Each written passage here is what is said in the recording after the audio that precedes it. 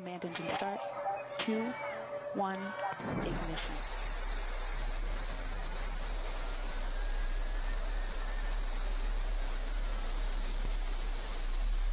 Liftoff. New Shepard has cleared the tower.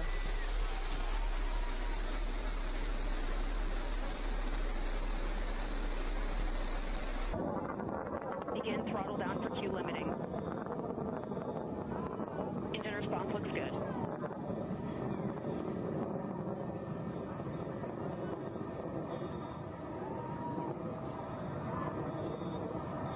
Welcome to space, ladies, or shall I say, astronauts.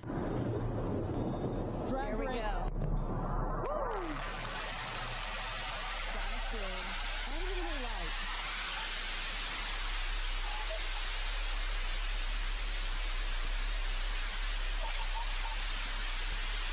Waiting to see the drogue parachutes deploy from the crew capsule. Those are like the guide parachutes. There go the drogue parachutes. Just free-falling right there until those drogues came out. And then next will be the main parachutes that get pulled out. Hear that screaming inside the capsule? And you will see a puff of smoke when it touches down. A puff of dust. That should be, yes. That's normal. A puff of dust, last milliseconds. Air cushion that will kick up the dust. It's a very soft landing despite the sporty perception. There it is.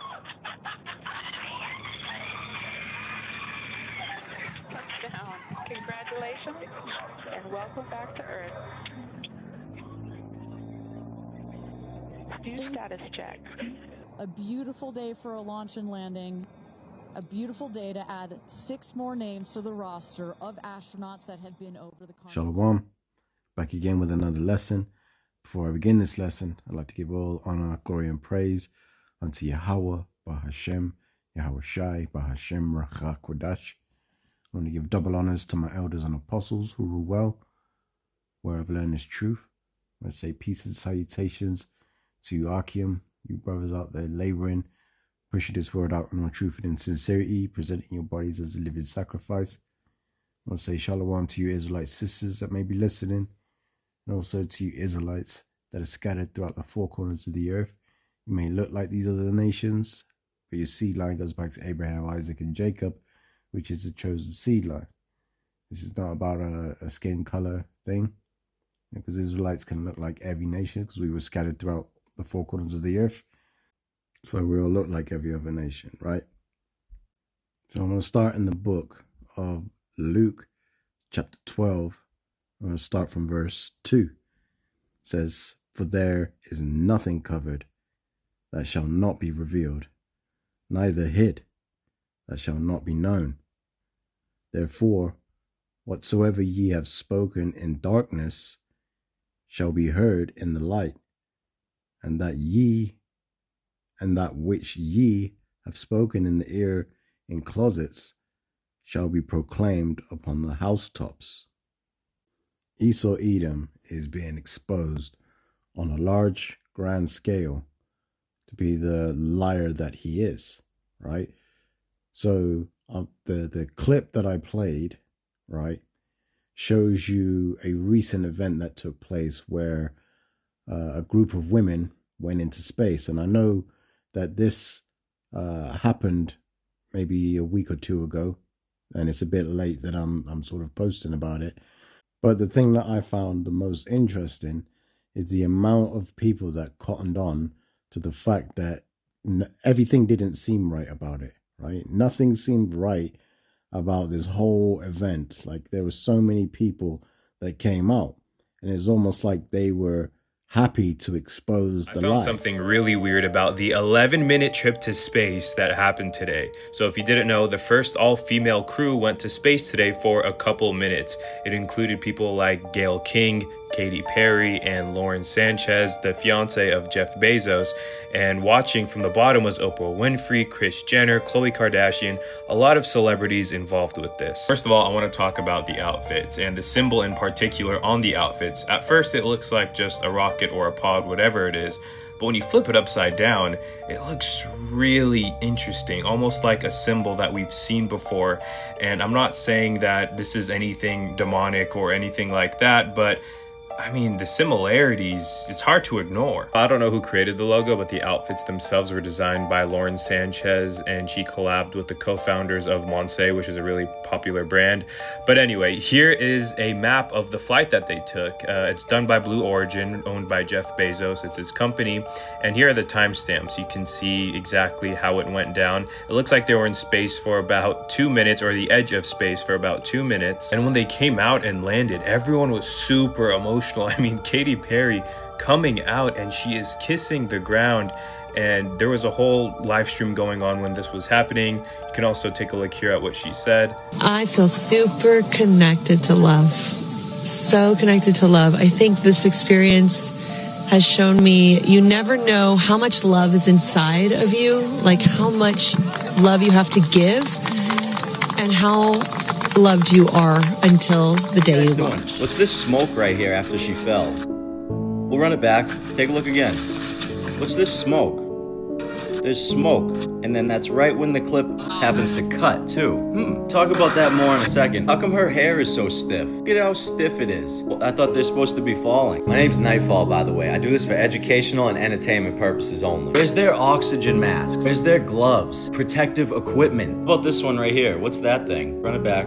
How's that thing moving with her? What is that? I think we should look at this smoke cloud again real quick.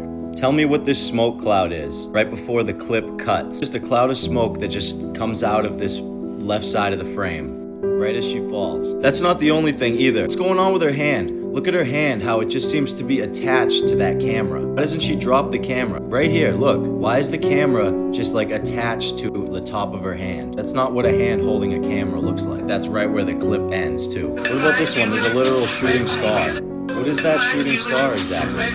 If there's turbulence on an airplane, they drop the masks down and everybody's got to gear up. Aren't they all in turbulence? Do you understand too that only one of them was even a real astronaut? Don't you need years of training and experience? Basically a group of celebrities got sent to space allegedly. This would be an insult to all astronauts who have been training their whole life for something like that. Where were their helmets that entire time? They look like blue Power Rangers. So this right here, this is the biggest thing, I think. This is like showing wires. Also, for anyone thinking this is about gender, we did this same thing when those other two astronauts just came back. The same thing. 25 miles an hour. And they were flying around like freaking butterflies. And this is you after a 25-mile-an-hour collision with the ground. Jumping around. You're not fazed by the fact that you were just in space flying around. Not fazed by the 25-mile-an-hour impact on the ground. You just jump out of there, hands up. And not just one of them, all of them. Oh, here I am. Shirts all unzipped. They got no helmets, gloves, nothing. Telling me there's 6 of them, unbuckled, dropping, no gloves, no helmets, no oxygen mask. They're just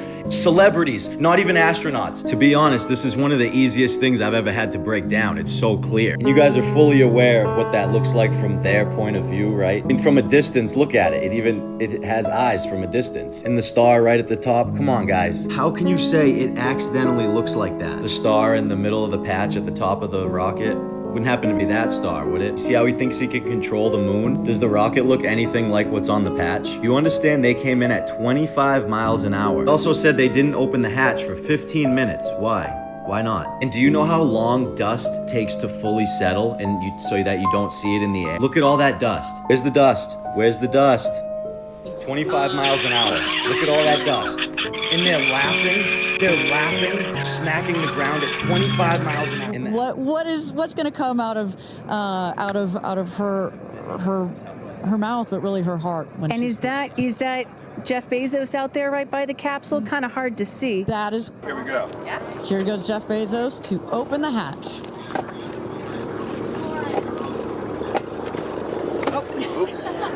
She didn't really close it again. Come on out, guys.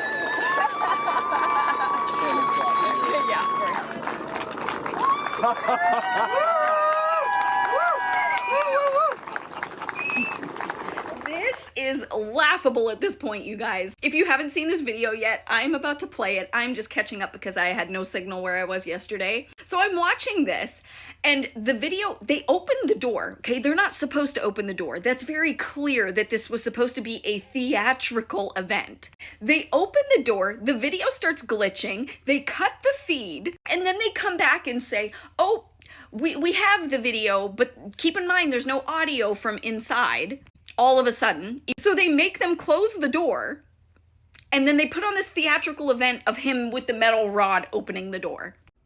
What's going to come out of her mouth? Starts glitching, okay? Because they open the door. They cut it. All right, so we do have another live stream, the very same event right here, and we did want to share this with you. There is no audio attached to this particular live stream, but we do see Jeff. They probably cut the audio because they were like, shut the damn door. Okay, let's play the next video. Of it, because so much of the capsule has windows, and it makes for just an incredible experience. Like, we all didn't just watch them open the door. Okay? Good? Okay, here we go. Yeah. Here goes Jeff Bezos to open the hatch.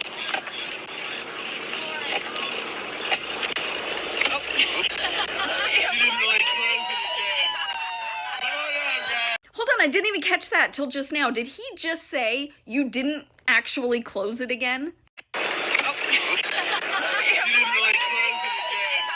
Let's talk about space reentry protocols, because what happened with Blue Origin's historic all-female flight doesn't match reality. When NASA astronauts return to Earth, they sit in that capsule for hours. Why? Because the hatch is externally sealed and pressurized. Ground crews run safety checks for toxic fumes, radiation, and structural integrity. Nobody unbuckles mid-plummet at 700 miles per hour to casually pop the door open from the inside. That's not physics. That's suicide. Yet here's Blue Origin capsule.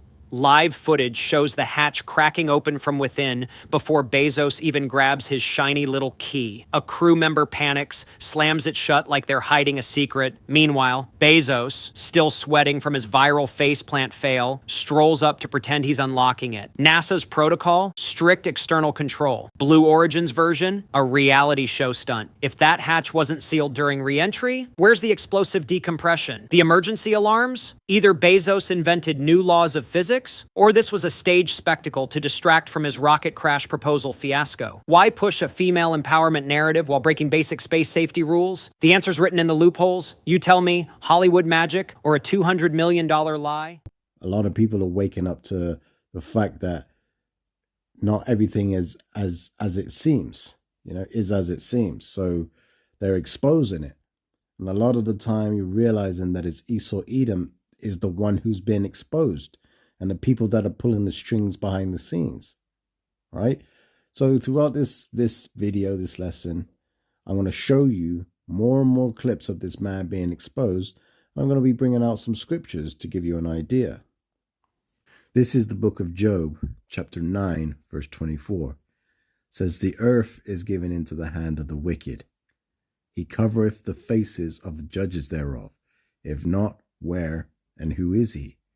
Right, so we know that this is speaking specifically towards the nation of Esau Edom.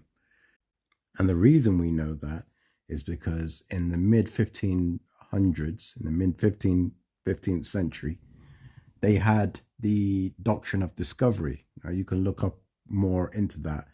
But essentially what the doctrine of discovery is when they were exploring the seas and they came across the land which we know today as America. Christopher Columbus discovered America. They brought the doctrine of discovery, which is any indigenous people that they ran into, if they didn't know anything about Christianity or Catholicism, what they did is they imposed their religion on the people, right? And what they did is they presented their images, their understanding of what they wanted their doctrine to be, which was introducing the world to who the world ignorantly knows as Jesus, right? I don't even want to use the full name because that's not the name. The true name is Yahweh Shai, right? And that means the deliverer, because he's sent to deliver his people, which is the Israelites.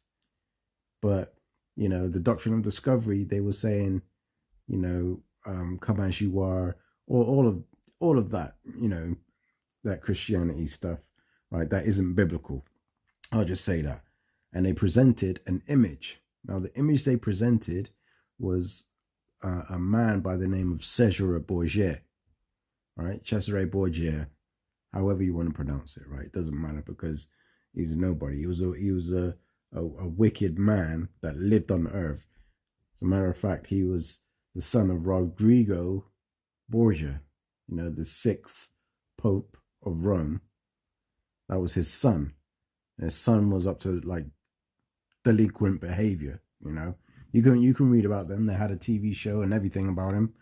And that's who they commissioned Michelangelo to paint, to which they presented that as the savior, which, you know, again, is just wicked in itself. But as we read in the book of Job, it says the earth is given into the hand of the wicked.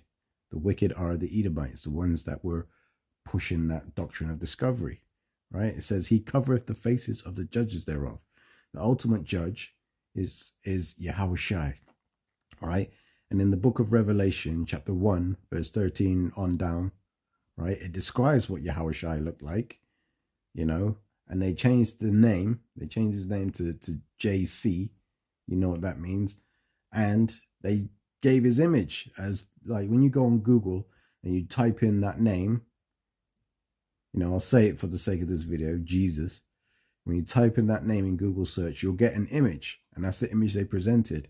But that's not the image that's described in the book of Revelation, chapter 1, verse 13 on down.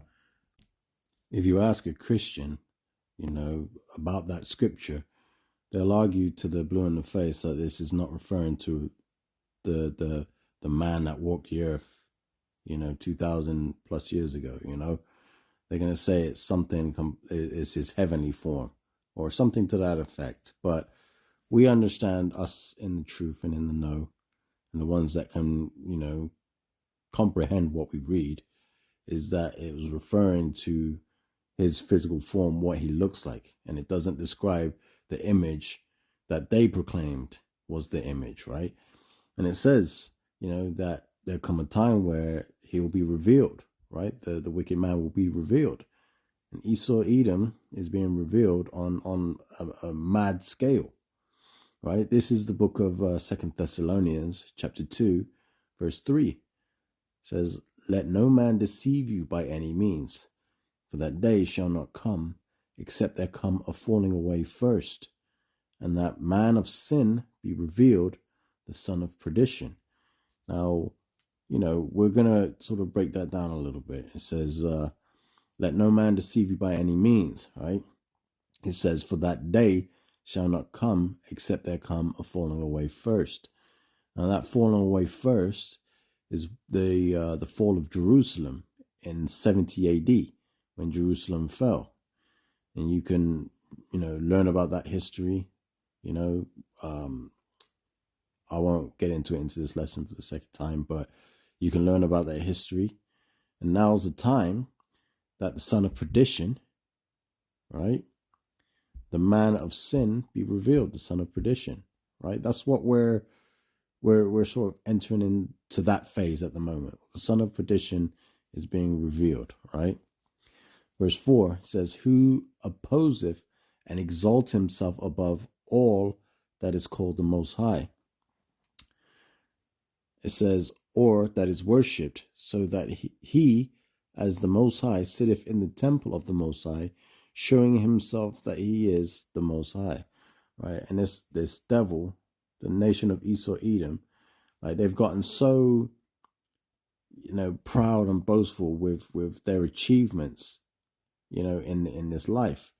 They're proud of their AI technology, that they're saying we can create our own gods.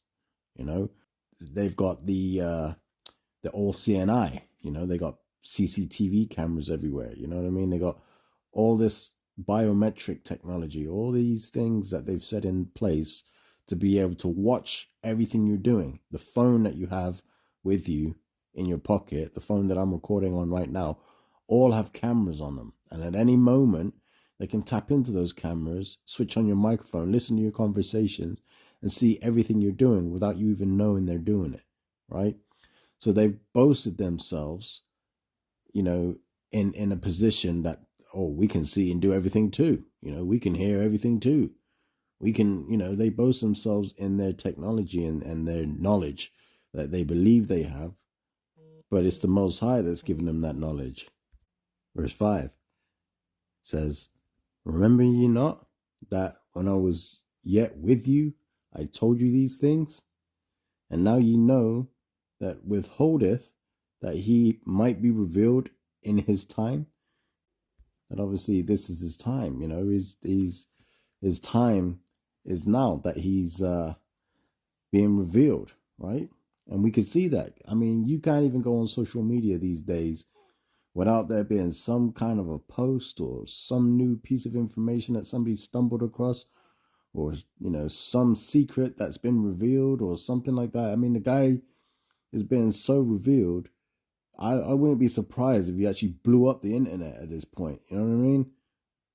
Like, it's crazy, you know, that internet kill switch, you know, turn that shit off, because these people are just exposing us. We can't operate in secrecy, but the Most High ain't gonna allow that to happen.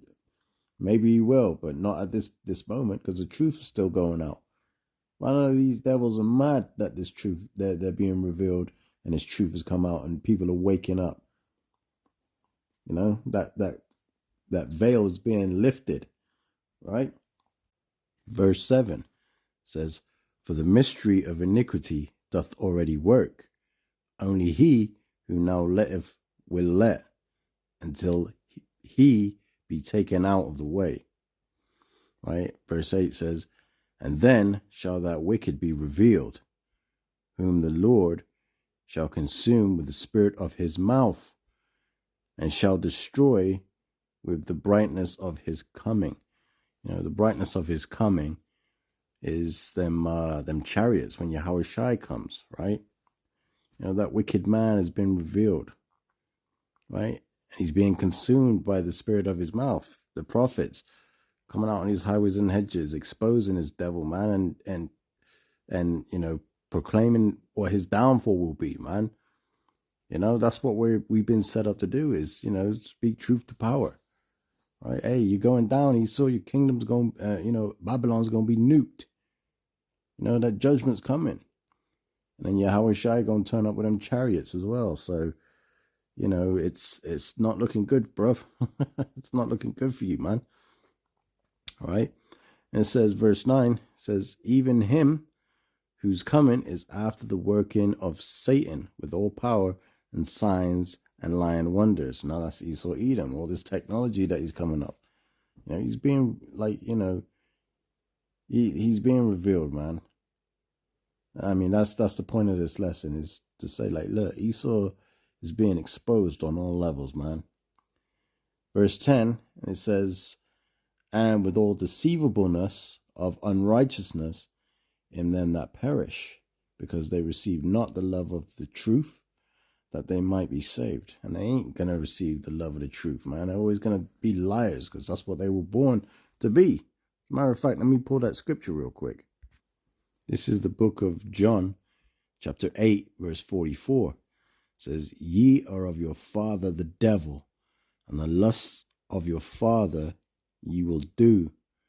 For he was a murderer from the beginning, and abode not in the truth, because there is no truth in him. When he speaketh a lie, he speaketh of his own, for he is a liar and the father of it. You know, that's red letter, that's Yahweh Shai. They're liars, man, and they're being exposed as being liars and thieves as well, you know. And because of that, they're gonna get theirs, man. They're gonna get their the thing's gonna turn back up on their own heads.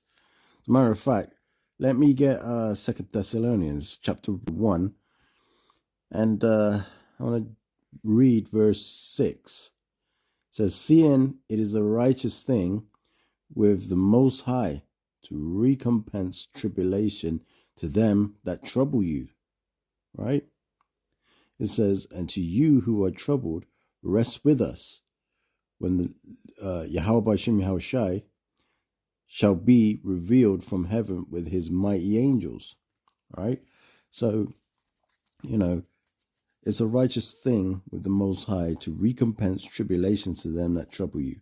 That's these Edomites, man. These Edomites. They're about to receive that recompense. You see? So I'm going to read a couple more scriptures and I'm going to close it up there. Because I just think it's fascinating to see, you know, how this devil, like how much this devil's being exposed right now. He's looking stupid in the eyes of the world. He's looking stupid right now. This is the book of Psalms, chapter 137. And I'm going to read verse 7. It says, remember, O Yahweh, the children of Edom, in the day of Jerusalem, who said, raise it, even to the foundation thereof. O daughter of Babylon, who art to be destroyed, happy shall he be to rewardeth thee as thou hast served us. Happy shall he be that taketh and dashes thy little ones against the stones. Right, your nation is in trouble right now. It's circling the drain. You're being exposed on every level. The world don't like you. The world's going to rejoice when you're gone. You're going into slavery and then you're going to be destroyed. That's your judgment. So enjoy yourself while you have the opportunity and while you have the time, because it's not going to last forever and you're going to get what's coming to you. I'm going to read the book of Revelation, chapter 18, and I'm going to make this the final part before I close up. This is Revelation 18 and 1. It says, and after these things I saw another angel come down from heaven, having great power, and the earth was lighted with his glory. And he cried mightily with a strong voice, saying, Babylon the Great is fallen, and is become the habitation of devils, and the hold of every foul spirit, and a cage of every unclean and hateful bird. Right? Babylon, you know, is the name basically is America. It's referring to America. America's aka Babylon, right? Verse 3 says, for all nations have drunk of the wine of her wrath, of the wrath of her fornication, and the kings of the earth have committed fornication with her, and the merchants of the earth are waxed rich through the abundance of her delicacies. Now, you always hear Trump talking about these tariffs and that America had a bad deal and all these countries have, you know, been sort of taking advantage of America's wealth and et cetera, which has caused this tariff war to kick off, you know. It shows you that all the nations have drunk of the wine of the wrath of her fornication. You know, they're all involved in it, man. All the nations. You read in Psalm 83, it talks about all the nations are confederate against the Israelites, basically, right? And it names them. You know, they all in bed together, right? Verse 4 says, and I heard another voice from heaven saying, come out of her, my people, that ye be not partakers of her sins, and that ye receive not of her plagues. Right? And we understand that 2/3 of our people are going to die in this place because they refuse to hearken to the Lord. Right? We understand that. Lord willing, you know, we don't fall out this truth and go back into the world and be a part of that, you know, but only the Lord knows, right?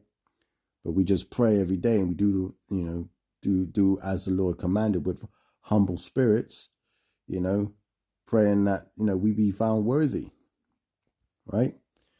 It says, verse 5, it says, for her sins have reached unto heaven, and the Most High hath remembered her iniquities. It says, reward her even as she rewarded you, and double unto her double according to her works, in the cup which she hath filled to her double. Like, man, that's crazy. Everything they did, they're going to get double. Right? So it's looking bad out here for Babylon, you know. and the Edomites, right? So verse 7 says, how much she hath glorified herself and lived deliciously. So much torment and sorrow give her. For she saith in her heart, I sit a queen, and am no widow, and shall see no sorrow. Pride, like that pride of Americans. Can't tell them nothing, right? But hey, they got double coming to them. So hey, let them talk, man. Let them be who they are, man. They were created to be that way, and let them receive the judgment that is waiting for them. Right? It says, verse 8, therefore shall her plagues come in one day, death and mourning and famine, and she shall be utterly burned with fire. For strong is the Lord Yahweh Shem Yahushai, who judgeth her. Right? So America's about to get jacked up, man. Utterly burned with fire. Some ICBM nuclear missiles, boy. You know, Russia and Iran got a few of them prepared. They're giving North Korea some ammunition too. You know, them places are getting ready to bomb this place, man. You know, all this pride and this arrogancy of you know, these Edomites. You know, they're about to get cooked off the planet. I mean, they're going to get cooked. I mean, America's going to be burned with fire, right? And it says, verse 9, and the kings of the earth who hath committed fornication and lived deliciously with her shall bewail her and lament for her when they shall see the smoke of her burning. Like America gets bombed, you know, like, you know, all these places like China right now, they're struggling with the tariffs that that were placed on them. And you see them getting petty and they're like trying to push back and all this other stuff. Imagine now America's gone. Now you ain't got no choice. America's done. They're gonna be struggling, man. Their people gonna be hurt. Just like all the other nations that profit and, you know, are in bed with America, that are connected to the stock exchange and all that other stuff. You know, they're gonna be hurt. Because that place is gonna be in flames, right? It says, verse 10, and I'll leave it here. It says, standing afar off for the fear of her torment, saying, alas, alas, that great city Babylon, that mighty city, for in 1 hour thy judgment is come. And then I see BM nuclear missiles start flying, America's done. That place is finished. All the chaos that's getting ready to happen to that place, you know. And again, it all comes down to the fact that this man is being exposed, just like it said in the scriptures. That son of perdition is being revealed, right? Son of perdition, roughly paraphrasing. But, the nation of Esau, Edom, they're about to get their judgment.